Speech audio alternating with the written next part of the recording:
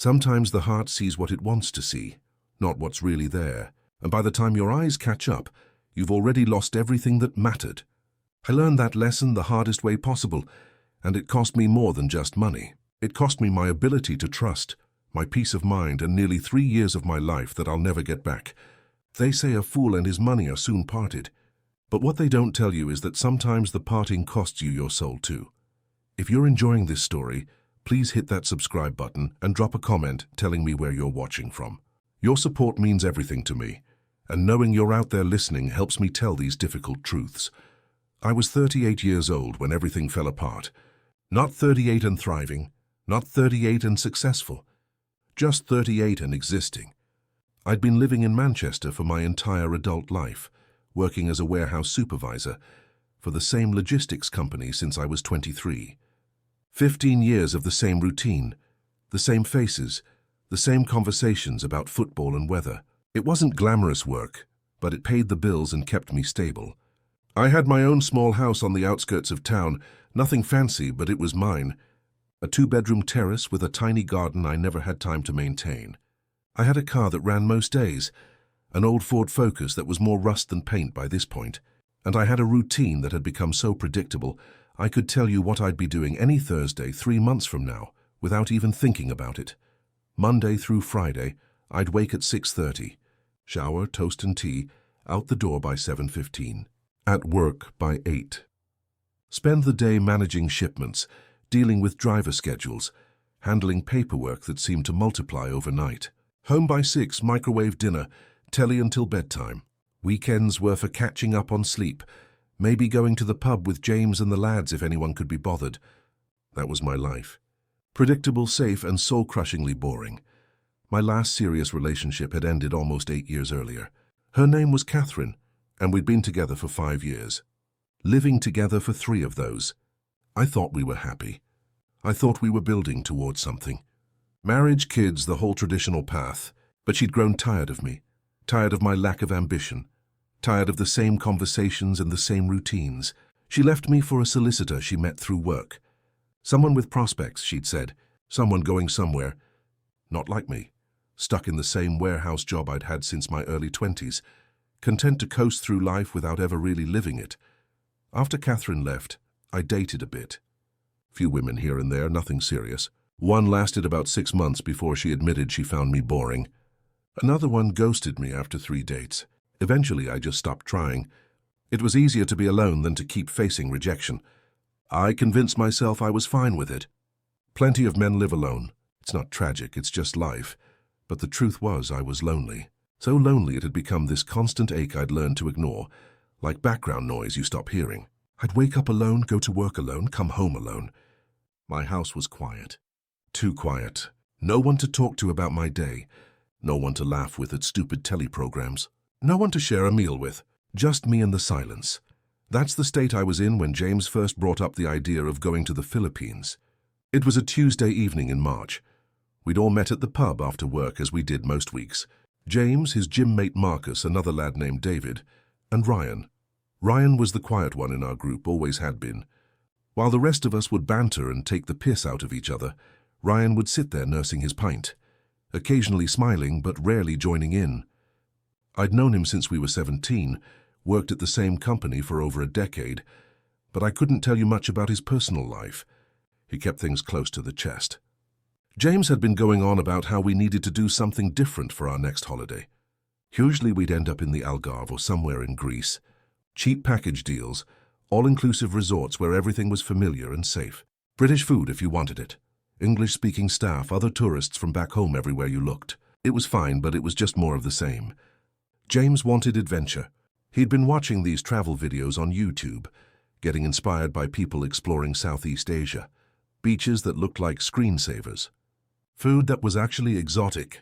Cultures completely different from our own. What about the Philippines? He'd said, pulling up photos on his phone. Look at this place. It's like paradise, and it's not expensive. The photos did look incredible.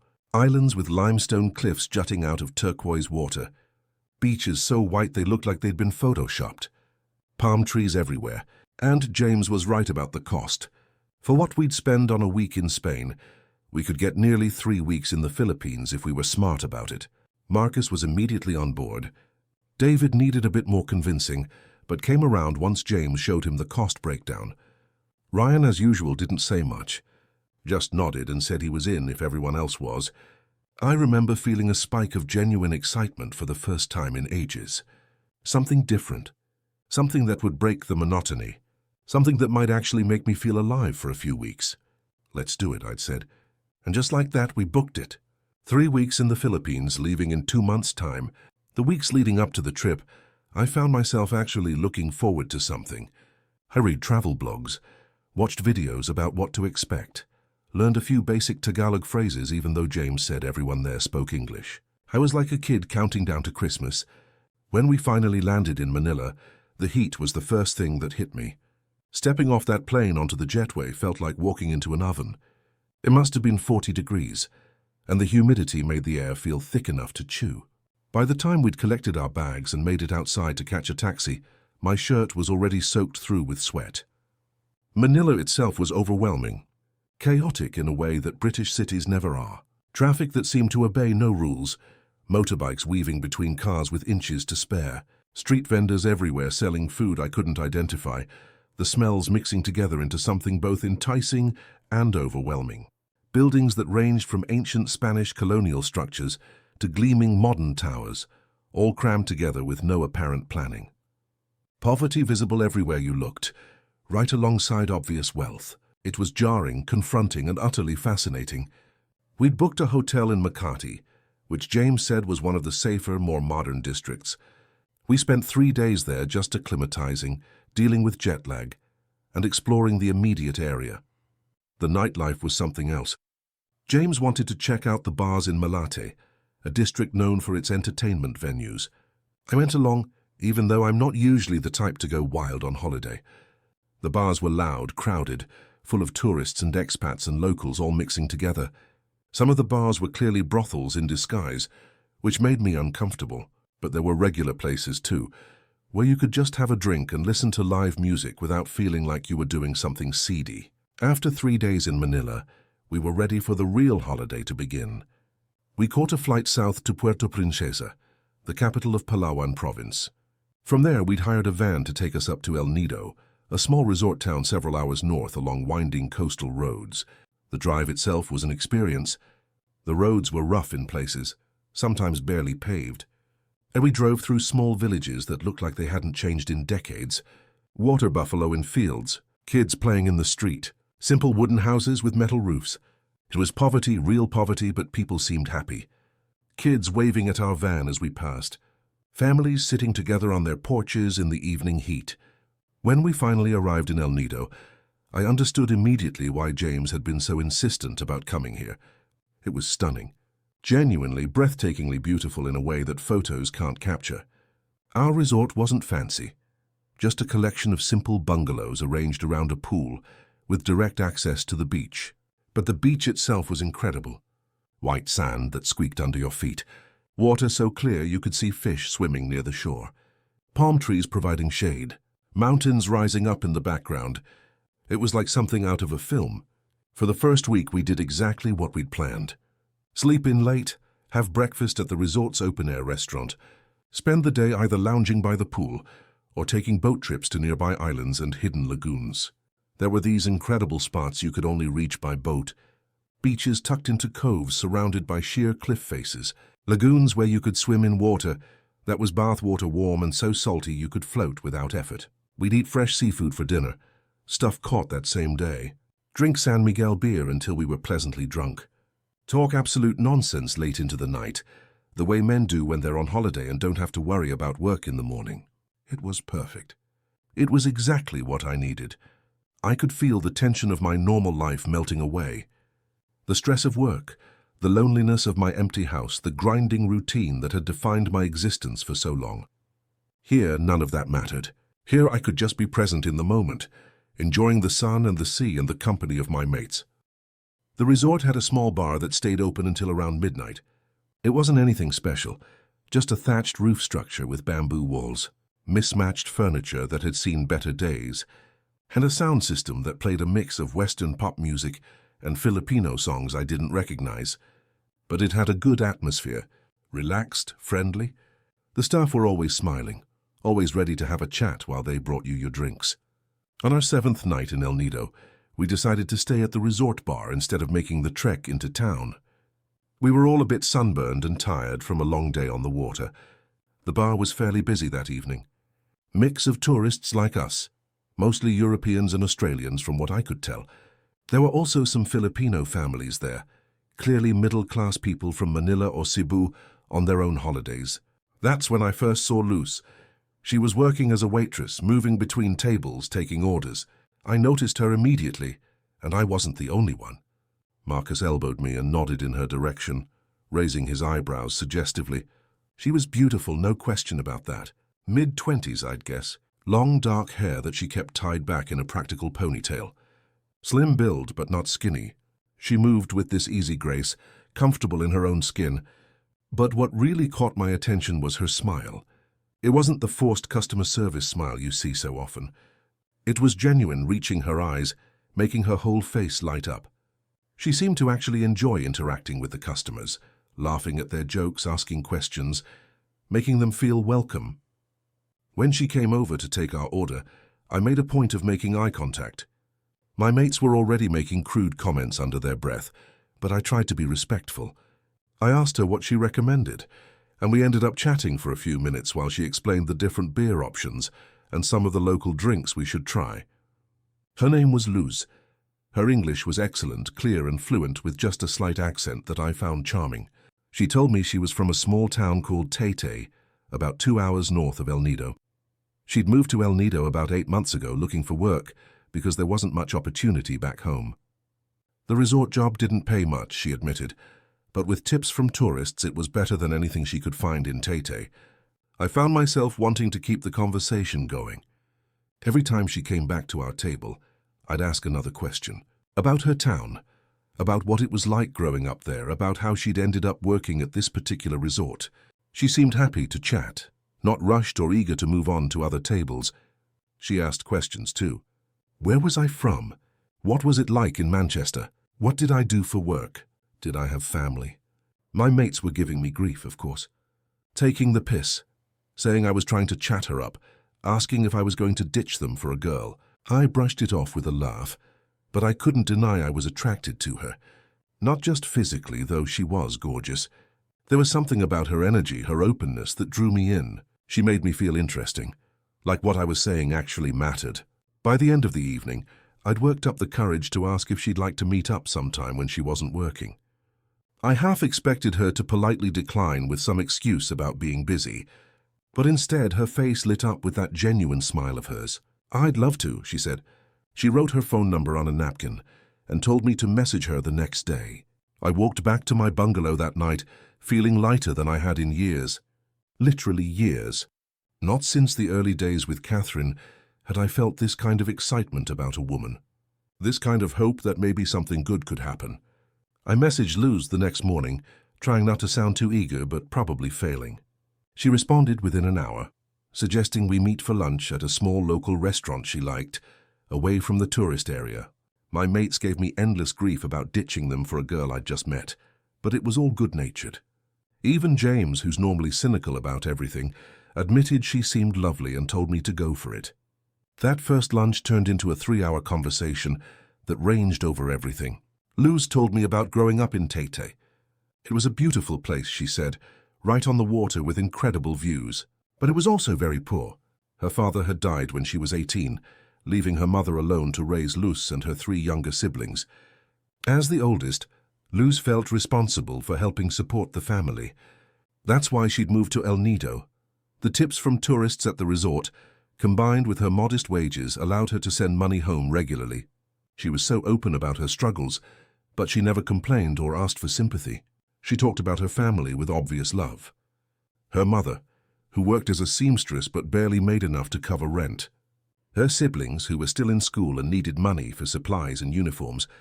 Her dream was to eventually save enough to open a small shop back in Taytay, maybe a convenience store or a small restaurant.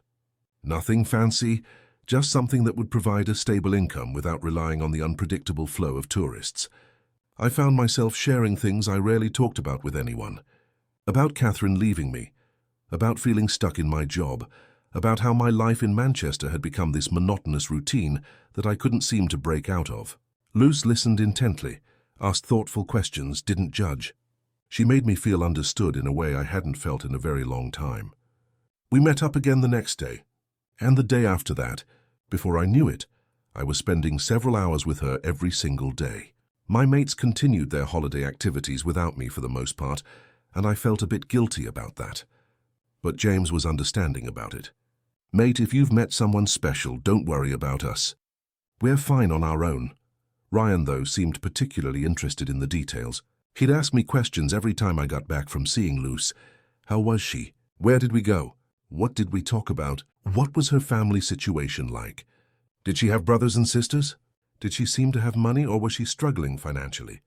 At the time, I thought he was just being a good friend, taking an interest because he knew this was important to me. Ryan had always been curious about things, always asking questions, even when he didn't share much about his own life. I answered all his questions freely. Why wouldn't I? These were my mates. I trusted them. Looking back now, I can see exactly what was happening. But in the moment, I was blind to it. Luz and I quickly developed a routine. We'd meet up in the afternoons when she had time off from work, usually for a few hours before she had to return for the evening shift. We'd walk along the beach, sit at small local cafes, or just find a quiet spot to talk. She was easy to be with. Conversation flowed naturally. She made me laugh with stories about difficult tourists at the resort, and I'd make her laugh with stories about the ridiculous situations that came up at my warehouse job. I started paying for our meals together. It felt natural, expected. She'd initially tried to insist on splitting the bill or paying for herself, but I could tell from everything she'd shared about her financial situation that money was tight. I was on holiday. I had spending money specifically set aside for this trip. It felt good to be able to treat her, to give her a break from worrying about every peso. She was always grateful, always sincere in her thanks. Never took it for granted. She'd say things like, "You're so kind." Most tourists, they don't see us as real people, just staff. But you treat me like I matter. That meant something to me. Made me feel like I was different, special, better than other men. About a week into seeing each other, Luce mentioned that she needed to send money home but was a bit short that month. She didn't ask me directly, just mentioned it in passing during our conversation. Her youngest brother had been sick, and her mother had to take him to a doctor in Puerto Princesa, which meant travel costs and medical bills. She was worried about how she'd make up the shortfall. I offered immediately. "How much do you need?" She seemed surprised by the offer, maybe even a bit embarrassed.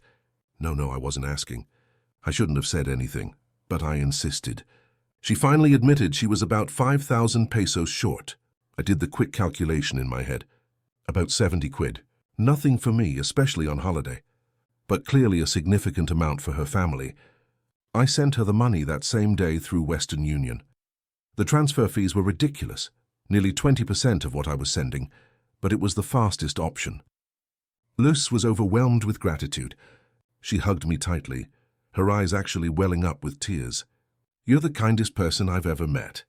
I don't know how to thank you." That felt incredible, genuinely incredible, to be able to help someone in a real, tangible way, to make a difference in someone's life. It wasn't about the money for me. It was about what it represented. I was someone who mattered, someone who could make things better for someone else, someone worth being grateful for. Looking back now, I can see it so clearly. The manipulation, the setup, but at the time, I felt like a hero. As my holiday drew to a close, Luce and I grew even closer, or at least I felt like we did. We started being physically affectionate, holding hands as we walked, sitting close together, kissing. It felt like a real relationship developing, not just a holiday fling. She told me she'd never felt this way about anyone before. She said most men who came through El Nido, especially foreign tourists, just saw Filipino women as exotic playthings. But I was different. I saw her as a real person. I treated her with respect and kindness. On one of our last evenings together before I had to fly home, we talked seriously about what would happen next. "I can't lose you," I remember saying. "This can't just be a holiday thing that ends when I get on that plane. Luz said she felt the same way. She didn't want this to end. She'd started imagining a future with me, she said. Maybe one day she could visit England, see where I lived, experience a different part of the world. The longing in her voice when she talked about it was palpable. She'd never been anywhere except Palawan province.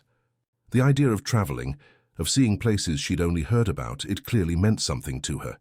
I promised I'd stay in touch every day, that I'd work something out so we could be together again, properly. Maybe I could come back soon. Maybe she could come to England. We'd figure it out together.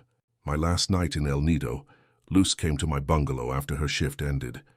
We stayed up late just talking, not wanting the night to end because we both knew what morning would bring. She cried when we finally had to say goodbye. Real tears, not fake ones. Or at least they seemed real to me.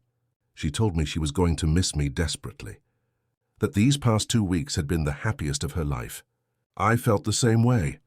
The thought of getting on that plane and leaving her behind was physically painful. But I had to go back. I had a job, responsibilities, a life in Manchester that I couldn't just abandon.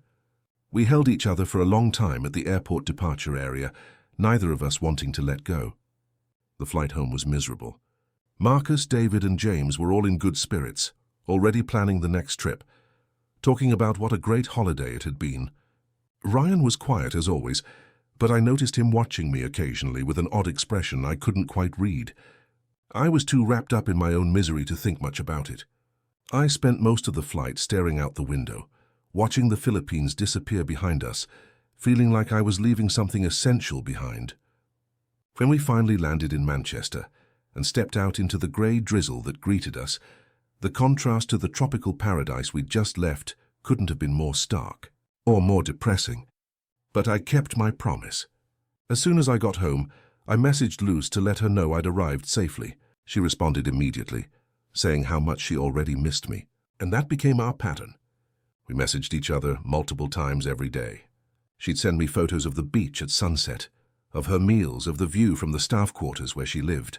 I'd send her photos of Manchester, though admittedly everything looked grey and miserable compared to her tropical surroundings.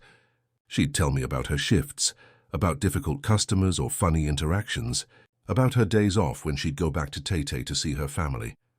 I'd tell her about work, about the lads at the warehouse, about how boring everything seemed now that I'd had a taste of something different.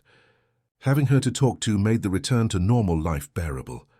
Knowing that someone was out there thinking about me, someone I could share my day with even if only through messages, it gave me something to look forward to. About 2 weeks after I got back, Luz messaged me in obvious distress. Her mother had fallen behind on rent. They were facing eviction from their house. She'd tried to borrow money from relatives, but everyone was struggling. She was crying in her messages, saying she didn't know what to do, that her family might end up homeless. I didn't hesitate. I sent her £200 through Western Union that same day. It wasn't a small amount for me. It pretty much wiped out what was left of my holiday savings. But how could I not help? This was the woman I was falling in love with. Her family was in crisis. If I had the means to help and didn't, what kind of person would that make me? Luz was overwhelmed with gratitude. She sent me voice messages, her voice choked with emotion, thanking me over and over, saying I'd literally saved her family, that she didn't know how she'd ever repay such kindness. I told her not to worry about repaying me. That's what people do when they care about each other. They help without keeping score. That became the pattern over the following months. Every few weeks there would be some crisis. Her younger brother needed money for school supplies. Her mother needed medicine for a recurring health issue. The roof of their house needed urgent repairs before the monsoon season started. The costs ranged from £50 to several hundred, depending on the emergency. Each time Luz would tell me about the problem. She was never directly asking for money, not explicitly. She'd just share what was happening, often crying, clearly overwhelmed by the stress of it all. And each time I'd offer to help. Because what else could I do? I cared about her. I was falling in love with her. The thought of her suffering when I had the means to ease that suffering was unbearable. The amount started to add up. By my rough calculation, over the course of 3 months I'd sent about £4,000. That was serious money for someone on my salary. My savings account was getting dangerously low. I'd started putting some expenses on my credit card to avoid completely draining my account. but I kept telling myself it was temporary. Once Luz was able to come to England, once we were together properly, she'd be able to work and contribute financially. She wouldn't need my support anymore. I was investing in our future, in building a life together. It would be worth it. My mates at work knew I was still talking to Luz. They'd ask how she was doing, whether I'd been able to see her again. James seemed a bit concerned about how much I was messaging her, suggesting maybe I should slow down a bit, make sure this was real before getting too invested. But I brushed off his concerns.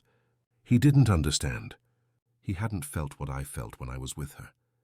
Ryan continued to ask the most detailed questions. He wanted to know everything. Had I sent her money? How much? How often? What was she spending it on? Was her family situation really as bad as she said? Had I verified any of it? At first I thought he was just being curious, maybe even concerned for me in his own quiet way. Ryan had never been one to openly express emotions or concern, so I interpreted his questions as his version of looking out for me. I answered everything freely. Why wouldn't I? These were my friends.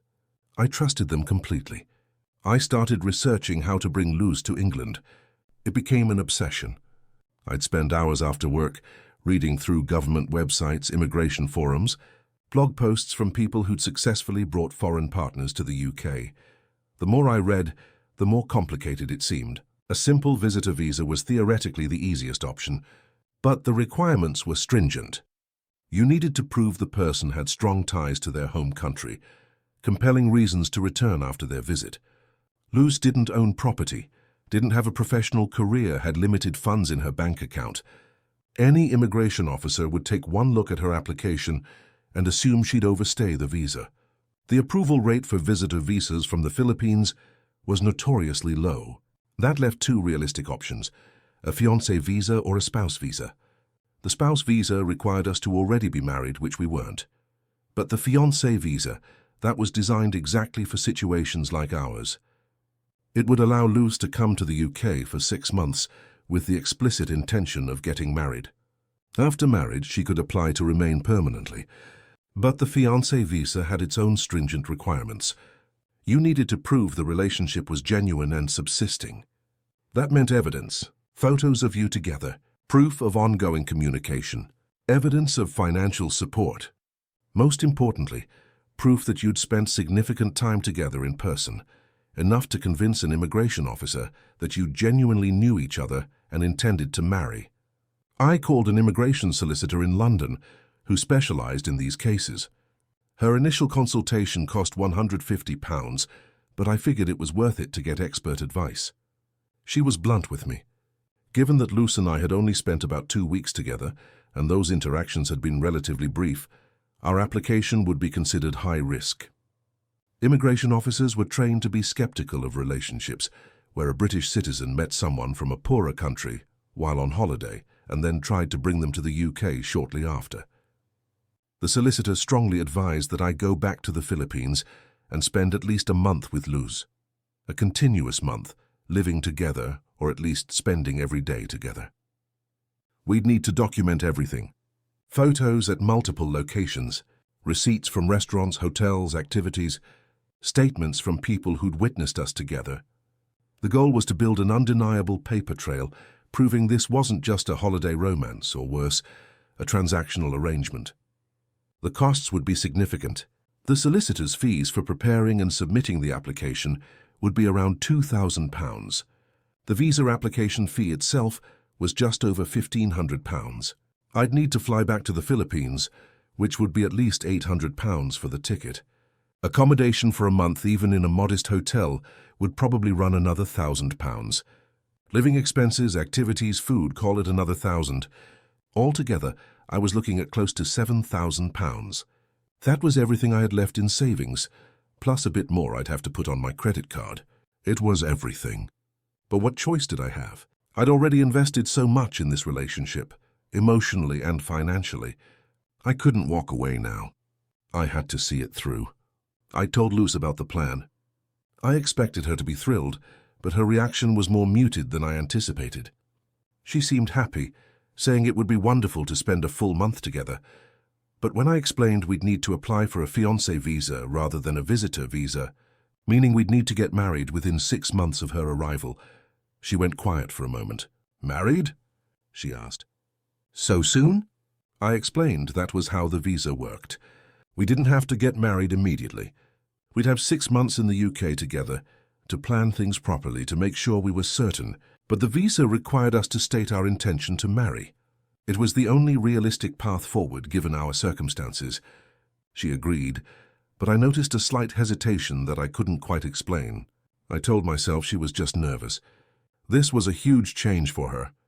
Moving to a foreign country, marrying someone she'd only known a few months, leaving her family behind. Of course she'd be nervous. That was natural. I told my boss at work I needed 3 weeks off. I'd been with the company for 15 years and had accumulated a lot of unused holiday time, so he agreed without much hassle. I booked my flights in a modest hotel in El Nido for a month. This wasn't going to be a holiday. This was work, in a sense. We had a job to do. Build an irrefutable case for the visa application. I told the lads about my plan. James seemed genuinely concerned now. "Mate, are you sure about this? That's a lot of money. What if it doesn't work out?" "It will work out," I insisted. "I know it will." Marcus was more supportive, or at least he pretended to be. "If you're happy, that's what matters." David didn't say much either way. Ryan, though, seemed intensely interested in all the details. He wanted to know exactly when I was going, exactly where I'd be staying, how long I'd be there. He asked about the visa process, about what we'd need to document, about what would happen if the application was denied. "Why are you so interested?" I finally asked, half joking. He shrugged. "Just curious. Never met anyone who's done something like this before. It's interesting. I didn't think anything of it. Why would I?" When I landed in Manila and made my way down to Palawan, I was nervous but excited. A full month with Luz, a chance to really build something together. A chance to prove to the immigration officers and maybe to myself that this was real. Luz met me at the hotel. I'd been counting down the hours until I'd see her again, imagining how incredible it would feel to finally hold her after months of just messages and occasional phone calls. But something was off. She hugged me, but it felt stiff, mechanical. Her smile didn't reach her eyes the way it used to. When I tried to kiss her, she turned her head slightly so I caught her cheek instead of her lips. "Is everything okay?" I asked. Yes, just tired. Long day," she said quickly. "I'm happy you're here." But she didn't look happy. She looked tense, distracted. Over the next few days, I tried to focus on our mission. We needed to document everything, so I made sure we took photos constantly. Selfies at restaurants, pictures at the beach, photos at local markets. I kept every single receipt, noted the date and location of every outing. I was building a case, treating this like the important legal process it was.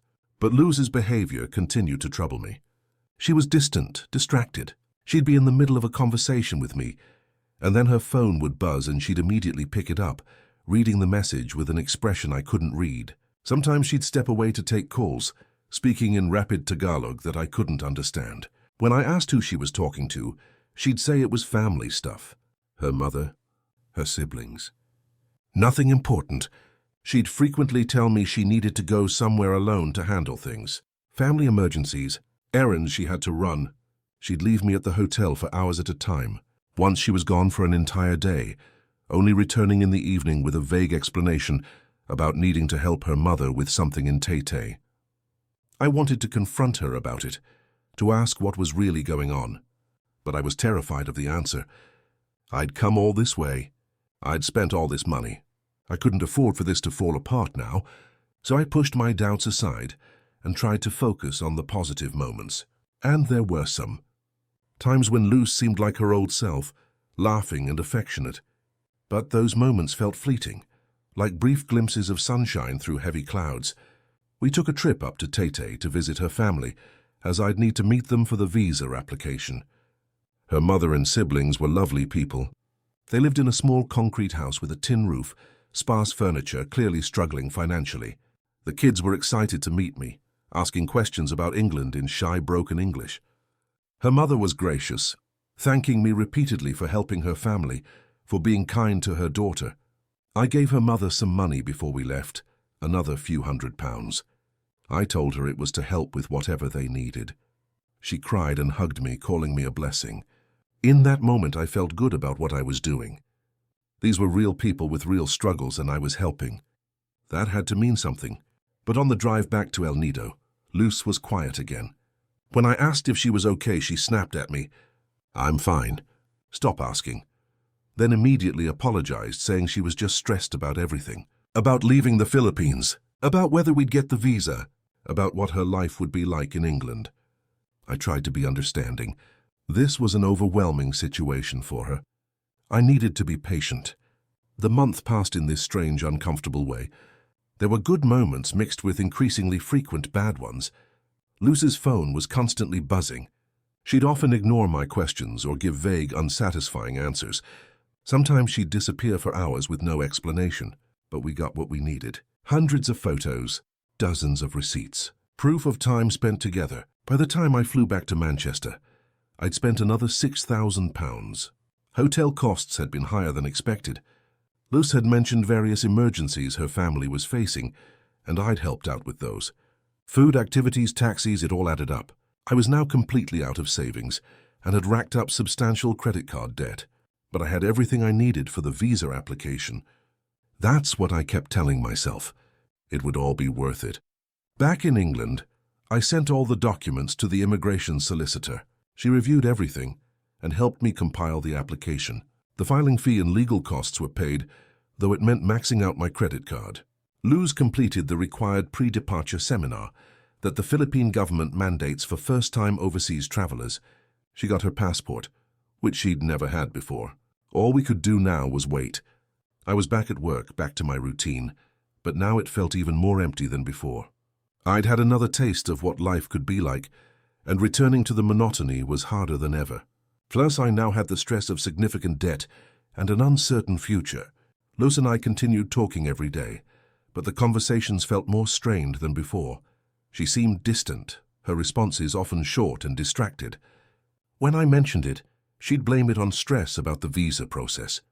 3 weeks after we submitted the application, Luz received notification that her passport was ready for collection at the embassy in Manila. My heart was pounding as I waited for her to make the trip up to Manila and collect it. This was it, the moment of truth. Approval or denial.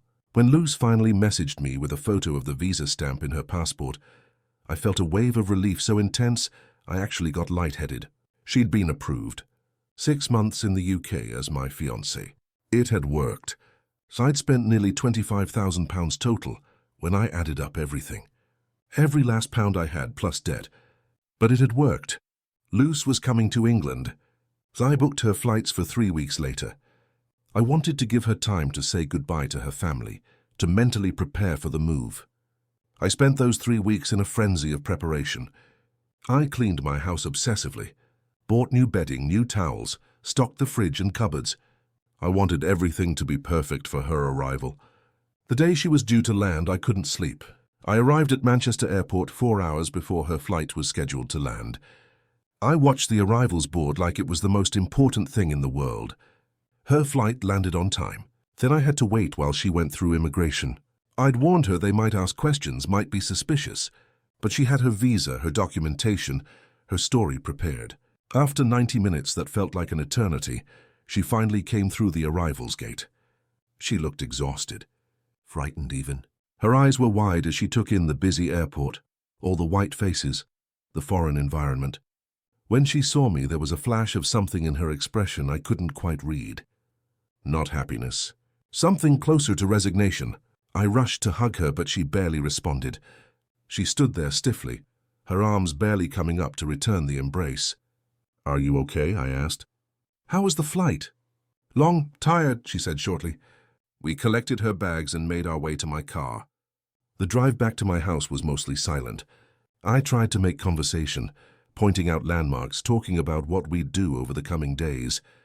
She just stared out the window, not responding much.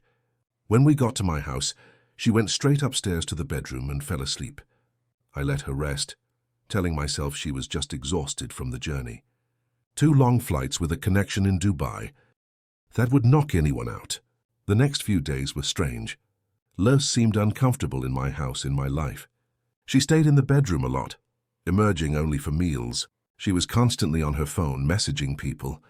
When I asked who she was talking to, she'd say her family, they were just checking in on her. I tried to give her space, knowing this must be overwhelming. Everything was new and foreign to her. The cold weather, the food, the language. Even though she spoke English well, the isolation of being so far from everything familiar. I tried to be patient, supportive, understanding. I had plans for us. I wanted to take her to register with the local GP so she'd have access to healthcare. I wanted to show her around Manchester, let her experience British life. I wanted to start building our future together. But something was very wrong. I could feel it. There was a distance between us that felt insurmountable. When I tried to be affectionate, she'd stiffen or pull away. When I tried to start conversations about our future, about marriage plans, she'd change the subject or say she was too tired to talk about it. I was starting to panic. I'd spent everything I had bringing her here. If this didn't work out, I'd have nothing. No savings, significant debt, and nothing to show for it. But I tried to push those thoughts away. She just needed time to adjust. That's all. It was a Saturday morning, about 5 days after Luce arrived. I was in the kitchen making tea, something very British that I'd been trying to get her to enjoy. The weather was typically grey and drizzly, and I thought a hot cup of tea might make her feel a bit more comfortable. I heard a knock at my front door. That was odd. I wasn't expecting anyone. Luce went to answer it before I could stop her. I heard a man's voice, familiar. My stomach dropped. I walked into the hallway to see Ryan standing in my doorway. He and Luce were staring at each other with an expression I couldn't quite read. Not surprise, something else, recognition, familiarity. "What are you doing here?" I asked Ryan, confused. He looked at me and I saw guilt written all over his face. He opened his mouth, closed it, opened it again. Finally, the words came out in a rush. "I'm sorry, mate. I didn't want it to happen like this. I tried to figure out another way. But I can't keep lying. Luce and I, we've been together. Since the beginning. Since you first met her in the Philippines." The words didn't make sense.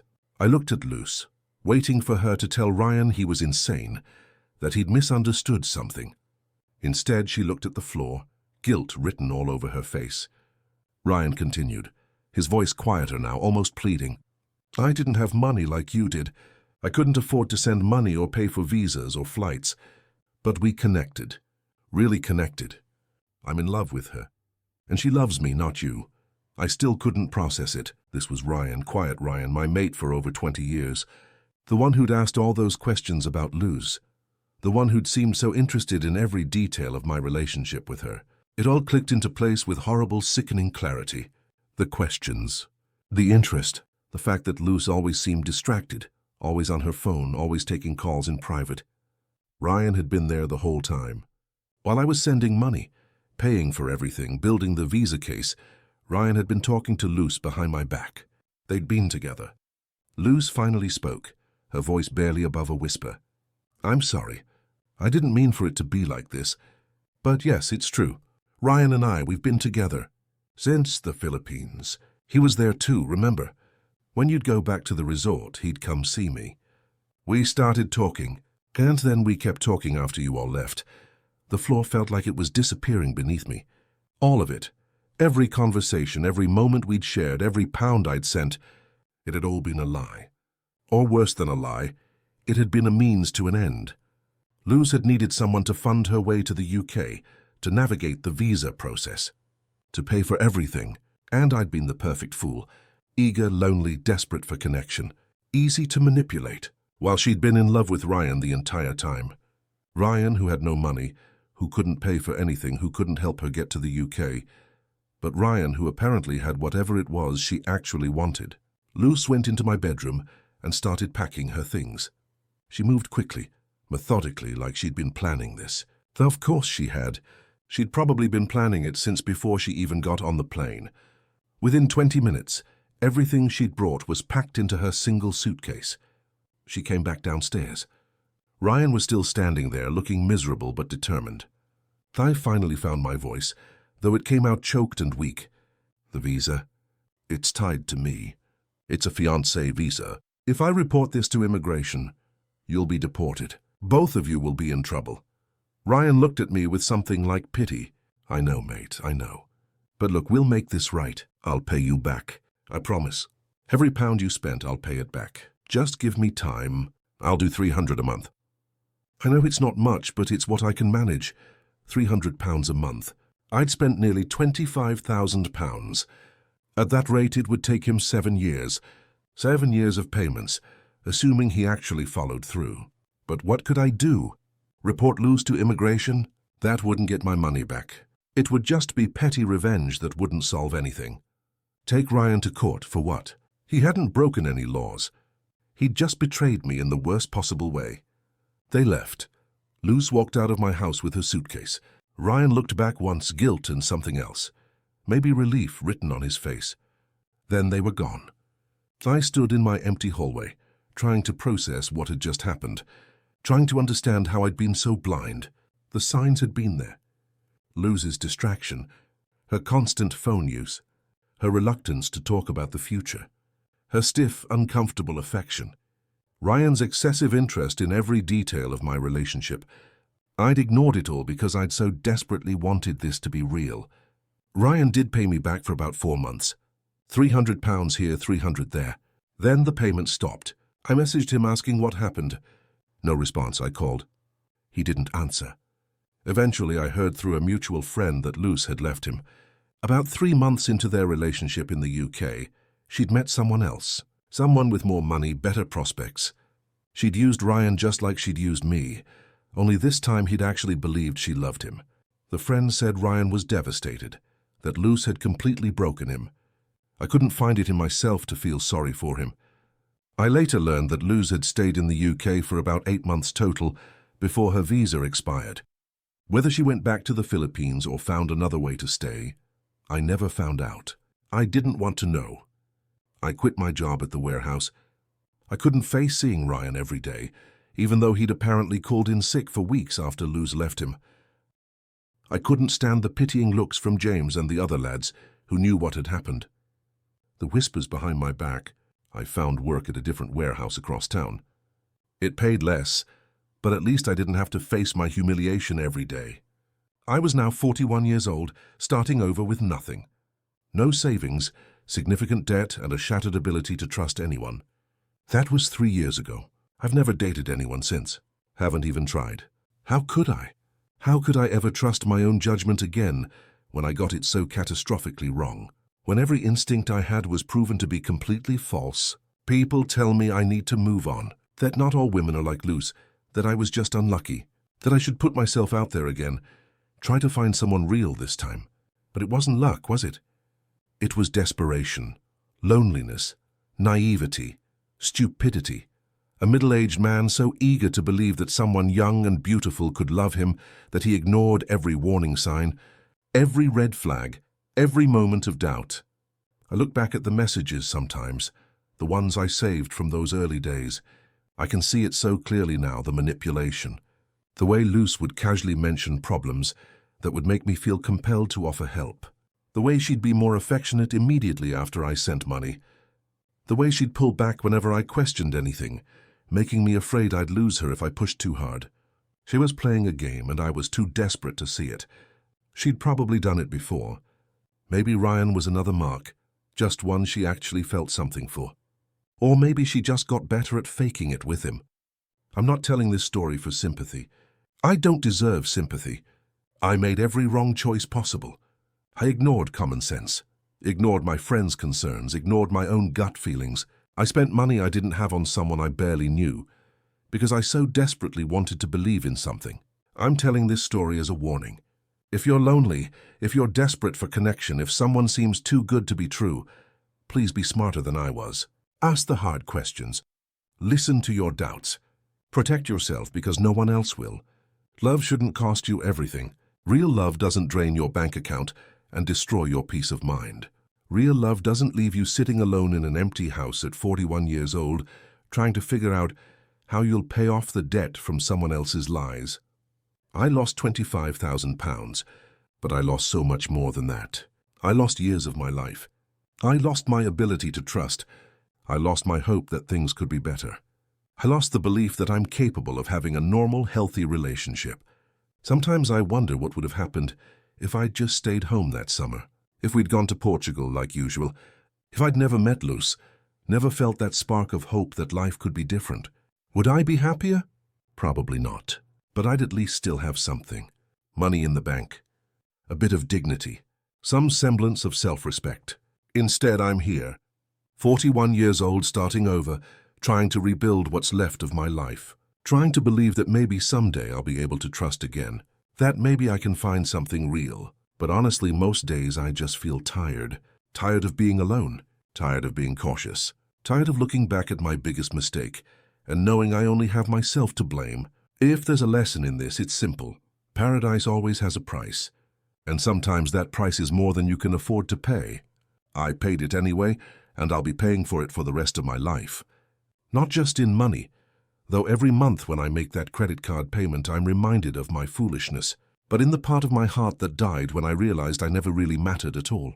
I was just a transaction, a means to an end, a stepping stone in someone else's journey. And the hardest part? I walked into it with my eyes half open, ignoring every warning sign because I so desperately needed to believe that someone could love me.